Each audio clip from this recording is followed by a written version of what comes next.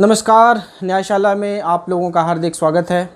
न्यायशाला की शुरुआत आज मैं करूंगा एक छोटी सी कहानी से। एक गांव में एक तोता रहता है। किसी का पालतू तोता नहीं था वो, एक ऐसे ही खुला हुआ तोता, मतलब किसी ने उसको पाल के नहीं रखा था। वो गांव के जितने भी लोग उधर से गुजरते थे वो उनको गाली दे के बात करता था, गाली देता था। तो गांव वालों ने ये सोचा कि भाई अगर ये गाली ऐसे देता रहेगा तो गांव की बड़ी बदनामी है। तो उन्होंने गांव के एक पंडित जी को बुलाया और कहा कि आप जो है इसको थोड़ा सिखाइए अच्छी बातें। तो पंडित जी उसको लेके गए। उन्होंने एक महीने उसको, अपने तोते को अपने साथ रखा और तोते को रामायण और महाभारत सिखाया। उसके बाद तोता रामायण महाभारत जब भी लोग गुजरते तो कभी रामायण कभी महाभारत वो बोलता। फिर एक दिन सब लोगों ने, गांव वालों को बड़ी इच्छा हुई ये जानने की कि भाई ये जो तोता कल गाली देता था आज रामायण महाभारत कैसे करता है। उन्होंने पूछा पंडित जी से कि आप ये बताइए कि कैसे रामायण महाभारत बोलने लगा। तो उन्होंने बोला कि ये देखिए एक रस्सी है, बाएं पैर की रस्सी जो मैं खींचता हूँ तो रामायण बोलता है, दाएं पैर की रस्सी खींचता हूँ तो महाभारत बोलता है। और उस वो बताने के चक्कर में, खींचने के चक्कर में उन्होंने दोनों पैर की रस्सी खींच दी और तोते ने फिर से गाली बकना शुरू कर दिया। तो गांव वाले बड़े आश्चर्यचकित हुए कि भाई 2 महीने पंडित जी के साथ रहा, रामायण महाभारत सीखा, लेकिन फिर से वो अपने बेसिक्स पे आ गया। मतलब जो उसका बेसिक्स था, लोगों को अब्यूज़ करना, लोगों को गाली देना, वो अपने बेसिक्स पे आ गया। किसी वजह से आया लेकिन आ गया। वही बेसिक्स की बात मैं आज आपके सामने करने जा रहा हूँ। एक अपने आप को इस समय सिंघम साबित करने में लगे हुए हैं बिहार के डीजीपी गुप्तेश्वर पांडे। उनका बेसिक्स मैं आप लोगों को बताऊंगा कि उनका बेसिक क्या है, वो उनकी बात करने की टोन क्या है, उनका आज तक का उनका ट्रैक रिकॉर्ड क्या रहा है, कैसे वो डीजीपी बने, कैसे वो 4 छलांग लगा के डीजीपी बने, वो सब बातें आज मैं करूंगा। और साथ साथ मैं आज देश में जो एक राष्ट्रीय मुद्दा बना हुआ है, एक एक्टर के सुसाइड का मुद्दा, जो कि लोग तरह तरह की अपनी बातें कर रहे हैं, कोई कह रहा है मर्डर हो गया, कोई कह रहा है कुछ कर रहा है, तो मैं उसमें भी अपनी बात कहूँगा आज इस न्यायशाला के प्लेटफॉर्म पर। गुप्तेश्वर पांडे आपको मैं लेके चलता हूँ 2009 में।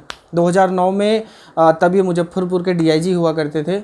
और जब उस समय 2010 में इलेक्शन होने वाले थे बिहार में, वो अपने पद से रिज़ाइन दे देते हैं, वो पद छोड़ देते हैं। और वो टिकट के फिराक में रहते हैं। तत्कालीन पार्टी भारतीय जनता पार्टी से तत्कालीन वो फिराक में रहते हैं कि उनको टिकट मिल जाए। किसी कारणवश उनको टिकट नहीं मिल पाता है। लेकिन देखिए इनकी पहुंच देखिए, सत्ता में इनकी पहुंच देखिए कि मतलब 9 महीने के अंदर ही अंदर फिर से वो रिज्वाइन कर लेते हैं पुलिस। और फिर से वो आईपीएस, क्योंकि आईपीएस ऑलरेडी थे, फिर से वो पुलिस महकमा ज्वाइन कर लेते हैं। और कुछ ही वर्षों बाद 4 लोगों को सप्रेस करके वो बिहार के डीजीपी बना दिए जाते हैं। अब आप समझ सकते हैं कि उनकी जो पकड़ रही है वो कैसी रही है और उनकी राजनीतिक महत्वाकांक्षा कैसी रही कि उन्होंने आईपीएस का जो उनका डीआईजी का पद था उन्होंने वो भी छोड़ दिया। लेकिन टिकट नहीं मिला तो उन्होंने उसको फिर से ज्वाइन कर लिया। और कैसे आउट ऑफ द वे जाके उनको फिर से रिज्वाइनिंग कराई गई होगी, क्योंकि आपने एक बार रिज़ाइन कर दिया, फिर से आप महकमा ज्वाइन कर रहे हैं। तो ये सब बातें आप लोगों को जाननी चाहिए। अब मैं आता हूँ 2012 में। 2012 में एक केस होता है नवरूणा चक्रवर्ती का। बिहार में बहुत ही चर्चित केस था ये। उस केस में क्या होता है कि वो जो नवरूणा नामक लड़की होती है उसका अपहरण होता है, फिर उसको मारकर उसके घर के सामने उसकी लाश फेंक दी जाती है। उस जांच में जब उसकी जांच शुरू होती है, पहले पुलिस करती है और उसके बाद पुलिस नहीं कर पाती है। तो जैसे आज सीबीआई हो रहा है, जैसे सीबीआई लग रहा है कि कोई ऐसा कोई तंत्र है जो सीबीआई के अंदर घुसेड़ते ही वो सारा न्याय और सारा जस्टिस आपको मिल जाएगा। तो जैसे आज सीबीआई हो रहा है, वैसे तब सीबीआई हुआ होगा और सीबीआई को जाँच सौंप दी गई। 2012 से लेकर आज 2020 में हम खड़े हैं। सीबीआई उस मामले में कुछ भी नहीं कर पाई। 2019 में उन्होंने 10 लाख का इनाम भी रख दिया कि जो भी इस केस के बारे में हमको बताएगा हम उसको 10 लाख का इनाम देंगे। लेकिन 8 साल में सीबीआई का जो वो क्या कहते हैं उसको, जो ब्रह्म तंत्र है, जो इतना बड़ा तंत्र है कि वो किसी भी केस को पकड़ती है और तुरंत वो न्याय कर देती है, जिसको सुप्रीम कोर्ट तोता भी कह चुका है।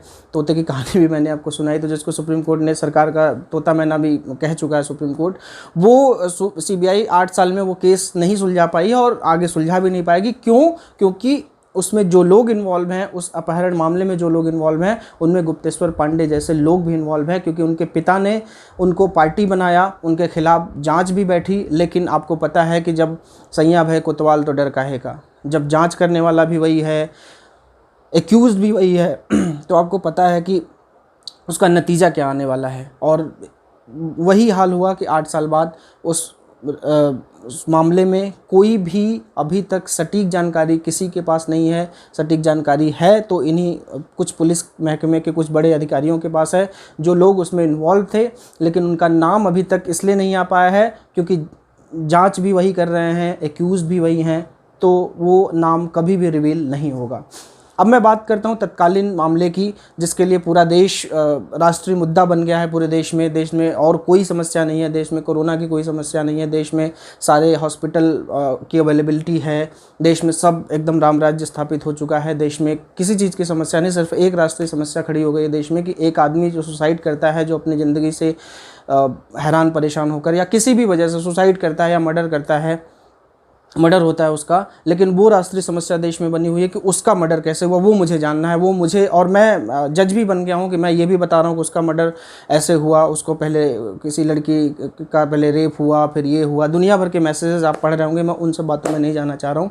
मैं सिर्फ एक बात करूँगा कि जो ये केस जिस नाटकीय ढंग से मुंबई से बिहार ट्रांसफ़र हो गया, मैं सिर्फ उसकी बात करूँगा। जब आप कानून की किताब पढ़ेंगे तो उसमें एक शब्द आता है जुरिस्डिक्शन। जुरिस्डिक्शन वो होता है कि जैसे आप मान लीजिए कि आपके यहाँ कोई मामला होता है, किसी थाने में मामला होता है, तो वो थाना ही उस रिपोर्ट को दर्ज करेगा। आपके साथ भी हुआ होगा कि पुलिस पहले पूछती है, अच्छा कहाँ के हो, अच्छा यहाँ के हो, अच्छा ये तो हमारे थाने में नहीं आता। मतलब पुलिस हमारा, मैं बताऊं, यूपी बॉर्डर और बिहार बॉर्डर पे क्या होता था कि अगर कोई लाश मिल जाती थी इस बॉर्डर पे, तो उठा के उस बॉर्डर के उस पर फेंकाते थे कि वो भैया वो समझें, हम क्यों समझें। मतलब पुलिस थाना खेलती है कि ये मेरे थाने का मैटर नहीं, वो थाने का मैटर नहीं। लेकिन इस मैटर में आउट ऑफ द वे जाके मुंबई का मामला 1 महीने बाद बिहार में जाके FIR, बाकायदे एक 4 पन्ने की FIR, टाइप्ड FIR रजिस्टर्ड हो जाती है। उस मामले में जांच भी शुरू हो जाती है और आज केस जो है CBI को भी ट्रांसफ़र हो गया।